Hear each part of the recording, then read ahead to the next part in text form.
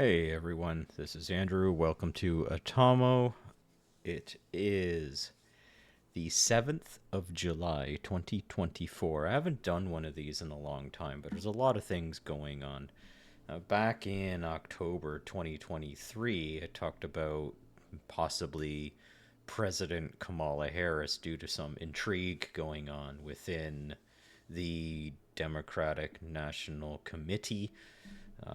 Seems like there's a few factions that were in play. Perhaps there's the Joe Biden faction, potentially with Obama in the wings. There's definitely Hillary, but Hillary was pushed aside because she's more of a neocon, where Joe Biden is more of a Davos group. I think there might be other factions brewing. Now, today, July 21, there is a note put forward on Twitter, okay, that the president is not going to run for re-election. Let's see here. It has been my greatest honor. I'm quoting the document here. It's on Twitter under the Joe Biden account, the not any parody account, the one with the official tick mark on it. Just to show you here, Joe Biden. Oh, this is really interesting. I didn't notice this before until just now. It says Harris for president. KamalaHarris.com. Well, that's changed already. Okay, things are things are happening so fast. I didn't realize that was changed. Anyways, here's the check mark here, verified account, because it's part of a government or multinational organization account. Okay, great. So I'm on the proper place. Oh, that one says Biden Harris, but this one up here says Harris for president. Okay, well, I'm just a bit stunned right now. I just caught that. Um, all right, it says, quoting the document, it has been the greatest honor of my life to serve as your president. And while it has been my intention to seek re-election, I believe it's in the best interest of my party and country for me to stand down and focus solely on fulfilling my duties as president for the remainder of my term. So he says you'll speak with the nation later this week in more details about the decision. Okay. He's going to express his deepest gratitude for all the hard work. Quote here, I want to thank Vice President Kamala Harris for being an extraordinary partner in all this work, and let me express my heartfelt appreciation to the American people for the faith and trust you have placed in me. All right, so that's the document. I'm looking to see if there's any... decided not to accept the nomination and to focus on... My very first decision as a party nominee in 2020 was to pick Kamala Harris as my vice president. And it's been the best decision I've made. Today I want to offer my full support and endorsement for Kamala to be the nominee of our party this year. Democrats, time to come together and beat Trump. Let's do this. All right. So the couple things I want to go with is let's look at kind of party lines, affiliations, and anything else that might be happening. I got some thoughts on that. And then two, we got the European Union doing their thing. So first on the Democratic National Committee, it's either one, we got perhaps Obama getting behind Harris. I doubt it's Clinton. There's talk that perhaps Clinton will reemerge like a phoenix from the ashes and run for the nomination against the Obama wing, because it was Hillary Clinton's turn from what I hear in the Twitterverse. And what that meant was Obama had his 2 terms and then was supposed to go to Hillary, but she got knocked out by Trump in 2016. And so she kind of lost her turn, and she's, from what we think, is a little seething in the back lines, wanting to get back and kind of get into the forever war machine and continue that. before the war gets shut down. And the thing you have to understand about all this political stuff is the party that's in power, they got trillions of dollars that they can move around in ways that supports a large number of people, that's connected to their machine. And also, there's a lot of jobs on the line. So, just staffers and people in particular positions that if there's a change from Democrat to Republican, a lot of those posts can be cleaned out. And we're not in the best of economic times. So, these people might be left holding a bag trying to find a job or get connected to businesses that are possibly falling apart because Powell has been running rates at 5%, meaning you don't have all this free money flowing around to get special interest political machines up and running to help with your election. Even it looks like after Trump had his big rise and he did the fight, fight, fight thing, even Zuckerberg, who we know helped fund the Dropbox campaign, you can search for that online, has, I guess, grown a little mournwood for Trump. Let's look at the Zuckerberg. Let's see if this pulls it up. Zuckerberg, Trump. There's a piece here. You look that up. I won't play it here, but you can take a look at that. And he's basically, I paraphrase this, getting excited for what happened in the Trump camp. And we know Elon, so I'll leave that for you if you want to do some searching on that later. On Trump. If you go Elon Trump support, that's a parody account there. But earlier on, Elon Trump, 43 million. Let's see if that pops it up. There was talk about, I'd fight. Elon did bend the knee, and it's saddening. Okay, well, there's a bit of propaganda that's going on. I'd fight my ass off to beat the brakes off Trump or Biden with 42 million a month campaign without bending a knee. I don't really think it's, if you're talking about Elon supporting Trump, it's not a knee bend. It's basically Elon getting pissed off, especially, I think, one assassination attempt on Trump really kind of, if we use a Star Wars Death Star analogy, the only thing that makes the Death Star powerful is the fear that it could blow up planets. Now, once you start running around blowing up planets, you have nothing left to lose anymore. And this is essentially what was happening. The Empire is striking back, and they're blowing up planets left, right, and center.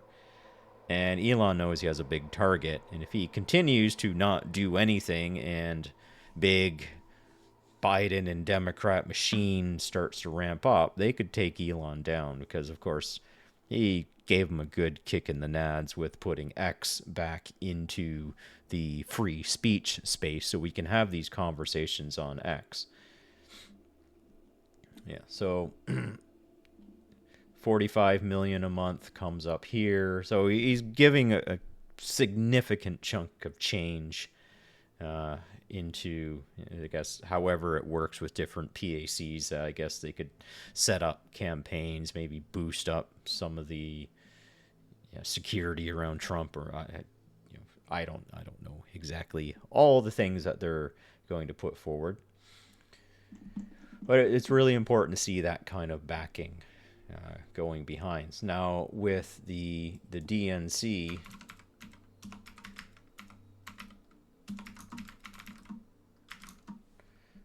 the Democratic National Convention, we know that they pushed it off, so it's now August 19 to 22. It's supposed to be a little earlier than that. So we have to see what type of convention pops up. I have a prediction, and the prediction that I'm running with is that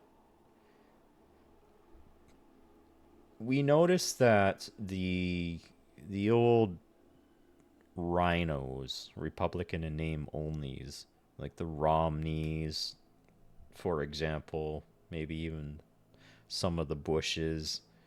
Like there are some key characters that were not at the RNC last week.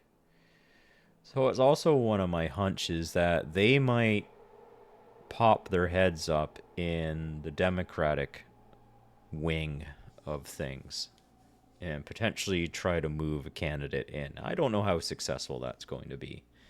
The Biden Harris war chest is already quite large. So you have to fight against that. And there's no transference of the campaign money. The money that goes to Biden and Harris has to stay with Biden and Harris should they drop out of the race. My understanding is whatever is left over will go back in some way to the donors. It can't just be taken and then moved to another group. The only thing that could be moved is whatever PACs have been spun up for the support of the DNC in general. The DNC can then spend that money to help the candidate's campaign, but the actual Biden-Harris fund can't be sloshed around. Okay, so that's on the domestic front. We have to wait and see when that Biden communication is going to come through, because it might be that Biden hasn't even been briefed on this. So there's a lot of speculation going on right now. This could potentially be a palace coup that's underway at the moment, and maybe they'll druggy up Biden, say here's what you're doing, or basically he was read a riot act, walked in the room, said he had COVID, but it was more of to take him offline for a bit, kind of roll the people up in front of him, say, hey, here's how it's going down. If you don't go down this way, then things are going to happen. I don't want to speculate on bad things or say things that are not true. It can potentially get me into trouble, but you just run your mafioso mindset on that, whatever that might be. So there's that, and we've been seeing let's go international here. Let's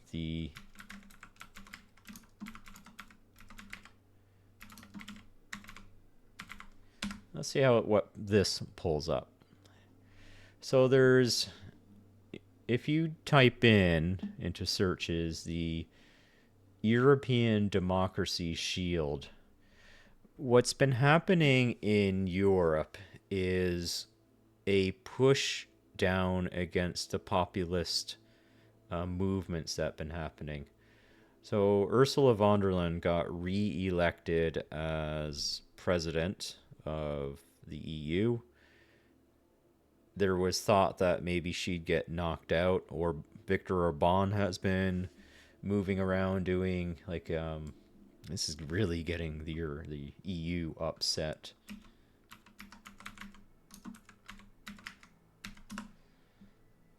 He's been doing a bit of a peace tour. So if you do a search for Viktor Orban, you'll see him that he's even met with President Trump at Mar-a-Lago. And so it's possible that Orban's running around trying to potentially find ways that we can get into negotiations with Vladimir Putin and to basically kind of shut down this war that's going on. Now the European Union is really pushing to continue something. A hunch that I have, this is predictive, is that Ukraine is now up for grabs and is going to be carved apart. Now, for those that you've been following this for a while, you understand that, yeah, that's what's going to happen. Putin's going to get all the eastern and southern bits if he does go to Odessa. So that's another thing of delaying this. With potentially Biden being out, there might be some shenanigans to try and do a last hurrah to push arms and stuff over to Ukraine. Worst case, that there might be some escalations. We should hope not, and that cooler heads prevail. my hope, and this is why I call the channel "And Then a Miracle Occurred" a Tomo, is that there are people in the U.S. military that know that, okay, we're really not going to do anything or go to war. We're going to try to delay this as much as possible, and hopefully that an election comes forward and we have peace for this, because it's just silly to go to war with an economic power that has nuclear weapons. And you don't want to push Russia. Remember when Macron went, I guess, had a little talk with the Russian delegation. And he came back and kind of wasn't really keen on doing anything extra with Ukraine. So we don't know. Closed door, we don't know what happened. We can speculate that maybe they kind of slid across, here's what's going to happen. Here's how we're targeting stuff. Here's what you're going to lose. And basically said, and just say, we're done with this. So, yeah. So what with the democracy shield, kind of get to the point that I'm trying to think about here, is we see a potential reconstruction of events that are leading us to potentially a 1930s run up to some sort of authoritarian element within Europe.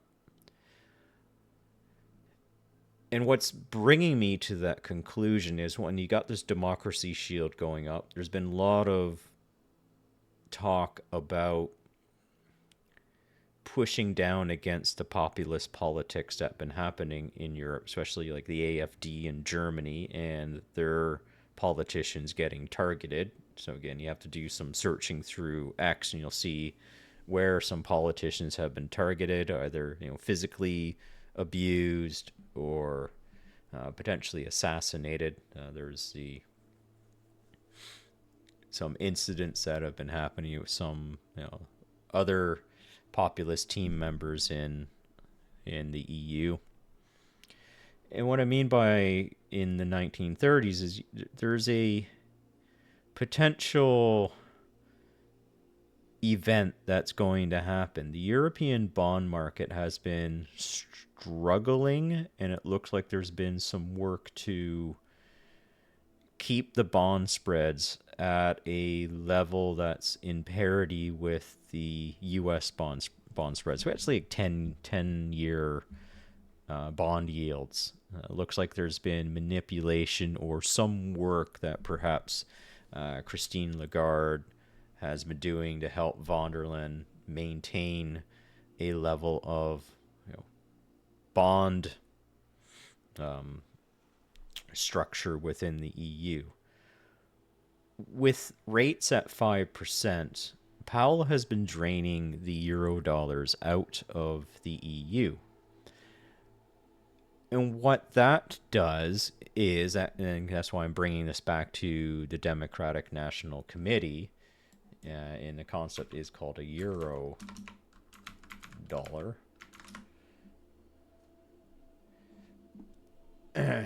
So if you do euro dollar, you can kind of look through FinTwit here that's going on.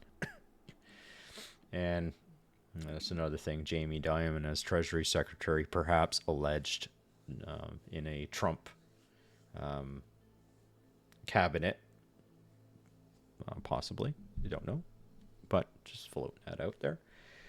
What happens with the euro dollar is when rates were very low, money was able to go out to Europe, US dollars, at favorable spreads towards Europe. Bernanke and Yellen helped support this. This is why we consider that Yellen is not exactly on the side of the United States of America. She's more trying to help the European group, and that puts her into the Obama camp. And the Obama camp, what they were trying to do is move money over to Europe. That money then goes into European banks, gets levered up. Banks have that. You can have so much funds in reserve, and then fractional lending, allows you to lend out far more than what you actually have in the bank. So they fund NGOs, and that enters the WF and the Soros group, funding NGOs all over Europe to help maintain balance of power in Europe in favor of those aligned with Soros. That's von der Leyen. And then also bring those same groups over to the United States in order to do things like a Summer of Love, and to have other NGOs up and running that can put pressure on candidates like Trump and Trump's anybody who's supportive of Trump. These NGOs might fund people to jump onto Twitter and start to post comments to knock down conservative posters and to undergo an attack by, deflecting some of the information that gets posted on Twitter and changing truths. And then also getting these people into the actual organizations like X or Twitter. When Elon bought it, he was able to kick out a lot of that. And it was amazing to see how many people who were actually at Twitter that were not actually engineering the product. They were more content censors, fact checkers, but they were paid by NGOs because the government can't do that explicitly. But what we saw in the Twitter files is that there was conversation with government entities that were suggesting that certain people or posts should be muted or deleted or given a strike because it's against community standards. And community standards, since there's really no details, is whatever they want them to be at the time.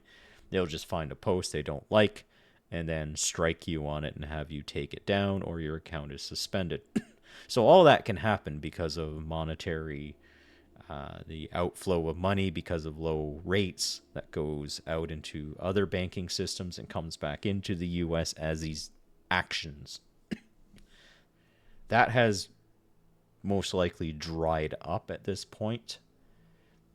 So that back to Europe, what is potentially happening in Europe now is that they're now fortifying themselves for a potential economic collapse. And a collapse in such a way that it's going to create a very authoritarian style re-emergence of the government. I think they'll want to get Brexit dissolved so that the UK is brought into this, and potentially they'll use some of the funding from the King and the Palace to help backstop some of this. And then, the King would gain properties. So think of it as a big land grab. The moment that this breaks out, you're going to push people to a point of austerity, perhaps inflate the euro to absolutely nothing. There's a lot of CBDC, central bank digital currency. Europe is really on board for something like that. See, they can potentially great reset themselves, but it looks like the U.S., and this is where this election is very important in the U.S. coming up, because should the Davos group, if they're aligning behind a nominee of Harris, and then they gave her the deal, and perhaps if she gets back in, or not back in, but becomes president, then, perhaps she's open to the highest bidder, and if Europe and Davos give her the sweetheart deal, she'll align with them and potentially help whatever authoritarian machinations that Europe wants to do to help them put them into place. But if Trump gets into place, he's been talking a lot about tariffs and blocking things and reigniting internal production. And in order to do that, you have to block goods coming in the particular sectors that you want to build domestic capability for.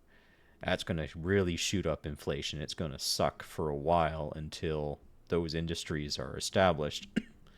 And then that can potentially take away the trade surplus that China gets for selling us cheap little tchotchkes. But that's potentially going to blow up Dollar Tree and all those places that you get the cheap stuff via China. The really big thing that's happening is chips. There's a lot of work happening right now in Arizona to bring chip manufacturing back online in the United States, because the biggest or the most advanced chip manufacturing in the world at about 2 nanometers, I believe, 2 or 3 nanometers, is the TSMC in Taiwan. Nobody else has that level of capability at this point. For military applications, you need about 18 to 23 nanometer chip production, which that's not a problem for most industrial countries. They're at that level of capability. I believe the Intel processors that we have in our personal computers are 18 nanometers. If I'm wrong, please feel free to comment and correct me. But military applications don't require that level, but a lot of like AI and is really advanced computing requires that higher level of etching that only Taiwan can do. So the US, should there be a disruption in Taiwan, then we won't be able to get access to that level of technology. The US would be actually quite behind on that. So I'm getting a bit off topic, but I just wanted to kind of cue that up. What does it mean to create a domestic, re-domesticate a lot of these industries that have been ripped apart due to the globalism, but we've gained the benefit of, that low inflation, though even though the flip side of that, while I say low inflation, there's a heck of a lot of money printing going on, especially since the COVID pandemic was put forward. That yeah, the amount of money that's sloshing around has goosed inflation up quite hard, and Powell put up to 5% really quickly to put the brakes on that. Or else you'd have a race to see who would pop first. You don't want to have a hyperinflationary event in the United States. Then it would be whoever gets to the bottom first and can rebuild the fastest would win. And it's been a race between Europe and the United States at that level. So it's possible that Europe is losing and they're building more of an authoritarian bulwark. Even Mario Draghi mentioned this before, that we need to tighten the fiscal union, which basically means a stronger federal government entity within Europe that tells the nation states what to do. And there's also talk of forming, with Germany, a new European Continental Army that is not going to be run by the United States, that if NATO dissolves, then there will be a new type of army that's formed. Immigration helps with creating an authoritarian regime by destabilizing areas. We can take certain elements, not saying that all immigrants are bad. It's not my intention here to say that. There are a lot of very fine people that just want a good place to live good lives, and they're not bringing all the crap in. But you can get actors and agents that will bring the crap in, and they can get paid. Again, the NGOs can activate these people and have them, like in Leeds, that's happened recently in England, with all the burning, chasing away the police, that it's another type of color revolution that we've seen, like Maidan in Ukraine in 2014. Again, this is Soros type work, getting NGOs. Those NGOs are funded. They start to create shenanigans. They get people acting and lashing out against each other. So if I go to Leeds, I'm just going to call it riot. Then you get the pictures here of them beating on the cop cars and whatnot. The person here trying to light the bus on fire, in full form. Yeah, cultural enrichers. So you bring these people into what would be stable European cultures and start to destabilize them.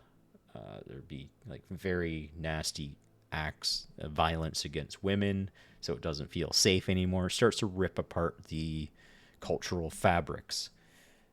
And when that happens enough, people will want stronger and stronger authoritarian measures. So you kind of let this keep going.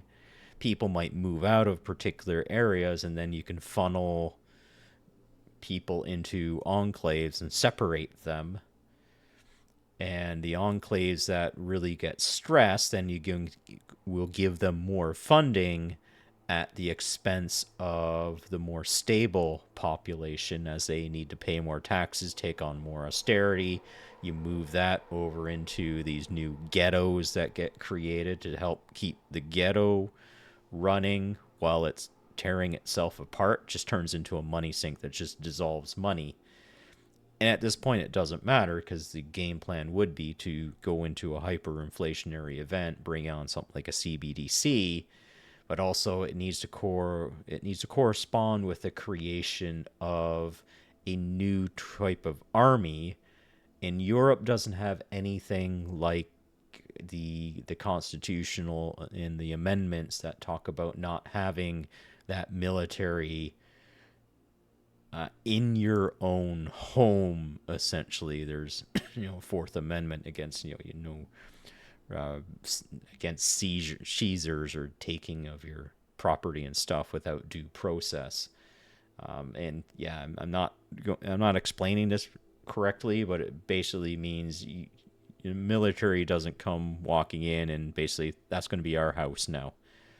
The Declaration of Independence and the amendments and Constitution help fortify against that. But Europe doesn't have that sort of thing. They can create brand new laws from whole cloth and basically establish a new type of military force that is not. It's going to be marketed as something that's going to go to Ukraine and help with the fighting there. But that's not going to happen. What's going to happen is that the army first will protect the immigrant areas and allow the unfettered movement of immigration into the European Union. They're going to then fortify the European Union political entities to create a tight fiscal union, put that under extreme authoritarian control. And once all that has been appropriately established, then anyone who breaks the law, it's going to be prison planet so fast. They don't care who you are, what race, religion, or creed that you follow. You're going to be put into prison camps that are going to they're going to put you into forced labor. Or if you don't do that, then you get shot. He's going to say, well, that sounds like, the Soviet Union. Yeah, exactly. The Soviet Union, there's all this talk about what was the real communism. That was basically a Western type oligarchical communism that was brought into the Soviet Union, designed by the Western hand. Well, the West designed it, now they're going to use it with themselves.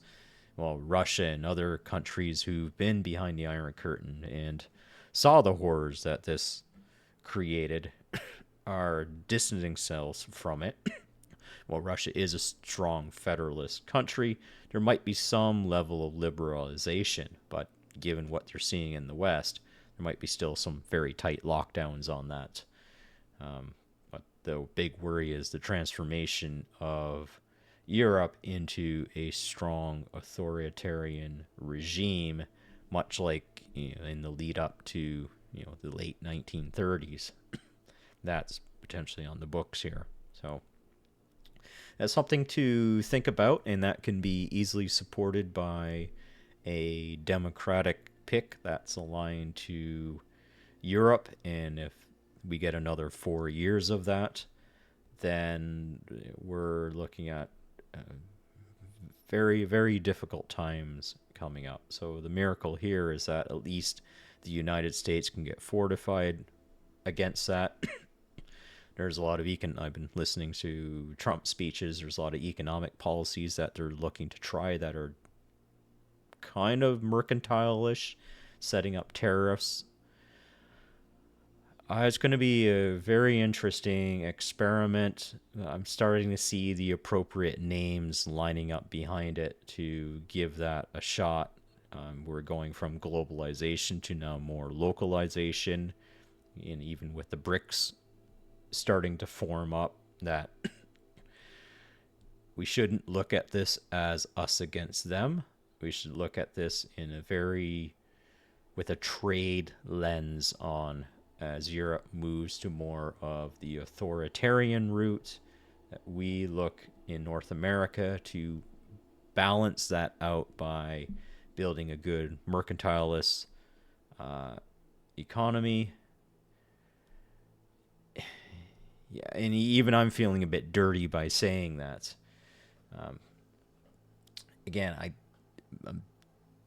as I'm saying that, I'm playing it out and simulating in my head and trying to look at the pros and cons of that, and that might be finding more information in a future video to put that together. But at this point, I'll just end it. We'll have to wait and see what's coming up this week with the palace intrigue that's going on within the Democratic National Committee, and looking to see the run up to their convention in August. And are they going to have a slate of candidates? Is it going to be presidential nominee Harris, who would be her running mate, or are they going to have an open convention? Or does Harris have enough delegates or the super delegates lined up? There's all these things that we don't know yet. We'll have to wait and see if it plays out, or even if Biden finishes his weekend at Bernie's, he comes back and we see him saying, no, no, no, like, what's going on here?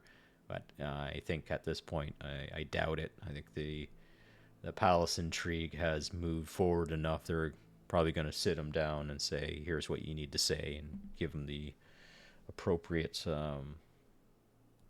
motivation to say those things.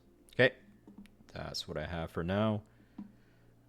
Let's hope everything works out for us in the long term, but it might still be a rough road ahead. Until next time.